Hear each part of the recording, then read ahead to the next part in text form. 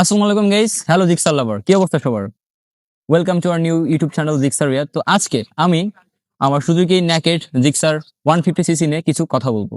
এই গাড়িতে কি কি প্রবলেম আছে, কি কি প্রবলেম নাই এবং মাইলেজ কত দিচ্ছে, বর্তমানে তেলের সংকটে আমি কোথায় তেল পাচ্ছি এবং আমি কি অকটেনে চালাচ্ছি নাকি পেট্রোলে চালাচ্ছি, আমার গাড়ি কত কিলো চলছে এবং আমার গাড়ি সব থেকে বিশেষত যেটা সেটা হচ্ছে আমার গাড়ির ধোঁয়া কোন জায়গা দিয়ে বের হয়। আজকে আমি আপনাদেরকে এই ভিডিওতে সেটা দেখাবো।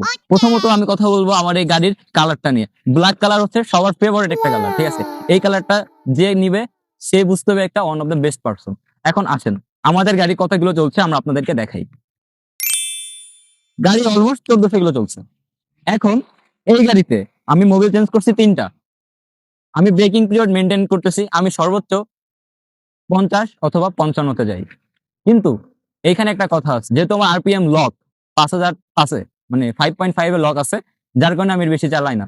এখন আমার গাড়ির সব থেকে গুরুত্বপূর্ণ যে বিষয়টা সেটা হচ্ছে আমার গাড়িতে একটা সাইলেন্সারে 2টা ফুটা দেওয়া আছে। ক্যামেরাম্যান প্লিজ, আমি যখন রাস্তায় গাড়ি নিয়ে বের হই তখন ধোঁয়া বের হওয়ার কথা এইখান দিয়ে, এইখান দিয়ে, এইখান দিয়ে, বাট গাইস ধোঁয়াটা বের হচ্ছে কিছু কিছু মানুষের পিছন দিয়ে। এটা আপনারা কমেন্ট করবেন কার পিছন দিয়ে বের হচ্ছে। আর সর্বোপরি একটা বিষয় সেটা হচ্ছে আমি আমার গাড়িতে একটু হালকা পাতলা মডিফিকেশন করছি। যেমন আমি আমার ইউটিউব চ্যানেলের নাম লিখছি, যেমন এখানে আমি আমার নাম লিখছি, নামটা রাত্রে জ্বলে, এই যে দেখতে পারতেছেন পার্কিং এর সাথে জিক্সার রিয়াদ।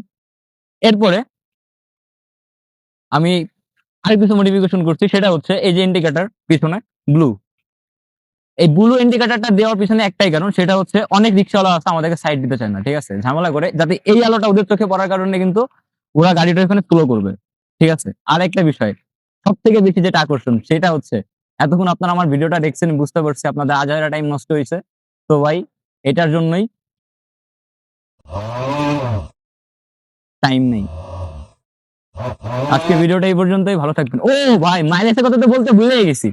আসলে গাড়িতে মাইলেজ খুব ভালোই দিচ্ছে, যখন আমরা তেল পাই তখনই বের হই। এই ধরেন 4 দিন 5 দিন পর পর বের হই, এর কাছ থেকে ওর কাছ থেকে 250 গ্রাম তেল ধার নিই।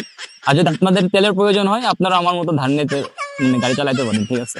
বর্তমানে অকটেন কোথাও পাওয়া যাচ্ছে না, আমি অকটেনই চালাচ্ছি ধার নিয়ে।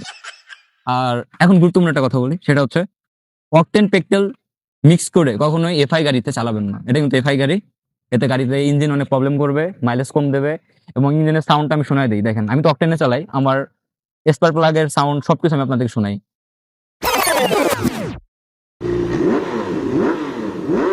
জাস্ট আমার ইঞ্জিনের সাউন্ডটা শুনেন।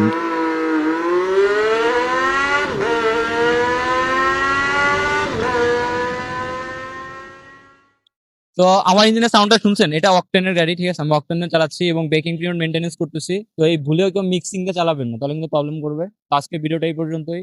যদি ভিডিওতে কোথাও ভুল হয়ে থাকে অবশ্যই ভালোবাসা দৃষ্টিতে দেখবেন।